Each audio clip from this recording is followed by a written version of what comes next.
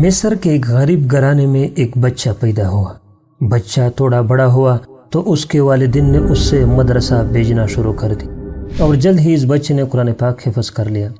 حفظ قرآن کے بعد اس نے مزید تعلیم حاصل کی اور تجوید اور فقہ اور باقی ضروری مضامین کو پڑھا اور بچوں کو پڑھانا شروع کر دیا۔ یہ بچہ شروع سے ہی شاعری کا وصف اپنے اندر رکھتا تھا اور بادشاہوں کی شان میں قصیدے لکھتا تھا۔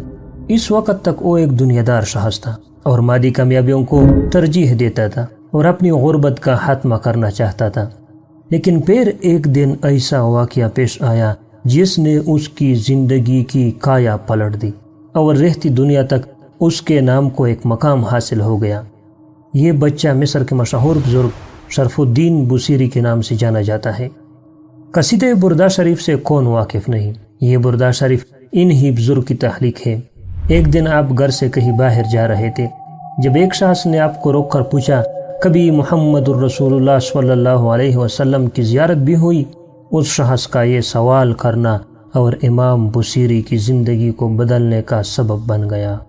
اب امام بوصیری نے آپ صلی اللہ علیہ وسلم کی حیات طیبہ کا بغور مطالعہ شروع کر دیا۔ اب جو مطالعہ کرتے جا رہے تھے آپ کے دل میں سرور کائنات صلی اللہ علیہ وسلم کی محبت بڑھتی جا رہی تھی اور جو وقت گزر رہا تھا یہ محبت تڑپ میں تبدیل ہو رہی تھی۔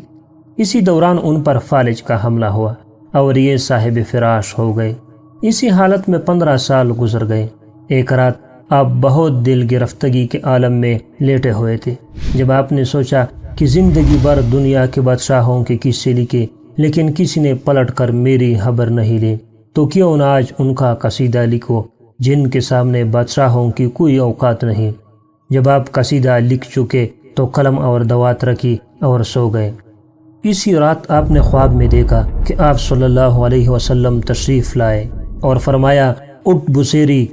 امام بوصیری نے کہا، میں 1000 جانوں سے قربان، لیکن کیسے اٹھو؟ کیونکہ وہ فالج زدہ تھے اور اٹھنے سے قاصر تھے۔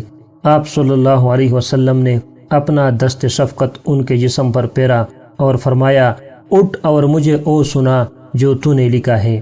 امام بوصیری اٹھ بیٹھے اور جھوم کے سنانے لگے، مولاي صل وسلم دائما ابدا على حبیبک خیر الخلق کلہم۔ اب امام بوصیری ان کو پڑھ رہے تھے اور محمد عربی صلی اللہ علیہ وسلم ان کی محبت کو قبول فرماتے ہوئے ان کے ساتھ سن رہے تھے۔ جب قصیدہ ختم ہوا تو آپ صلی اللہ علیہ وسلم اتنے خوش ہوئے کہ آپ نے اپنی چادر اتار کے انہیں مرحمت فرمائی۔ اس کے ساتھ ہی ان کی آنکھیں کھل گئیں۔ دیکھا تو چادر ان کے پاس ہی رکھی ہوئی تھی۔ وقت دیکھا تو تہجد کا وقت تھا۔ امام بوصیری 15 سال کے بعد حشاش بشاش صحت مند اٹھے۔ فالج کا کہیں دور تک کا نام و نشان بھی نہیں تھا۔ وضو کیا اور مسجد کا رخ کیا تاکہ تہجد ادا کرے۔ گھر سے نکلے تو ایک فقیر نے آواز لگائی، ہم میں بھی تو سناؤ او قصیدہ۔ امام بوصیری نے تجاہل عرفانہ سے کہا، کون سا؟ وہی جس کے بدلے یہ بردہ بھی ملا۔ مجذوب نے چادر کی طرف اشارہ کیا اور آنکھوں سے اوجھل ہو گیا۔ اس قصیدے میں 100 سے اوپر اشعار ہے اور کسی شعر میں لفظ بردہ استعمال نہیں ہوا۔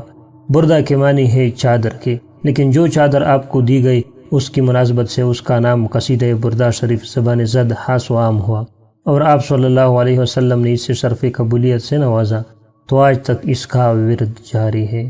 مجھے دیجیے اجازت، اپنا خیال رکھیے۔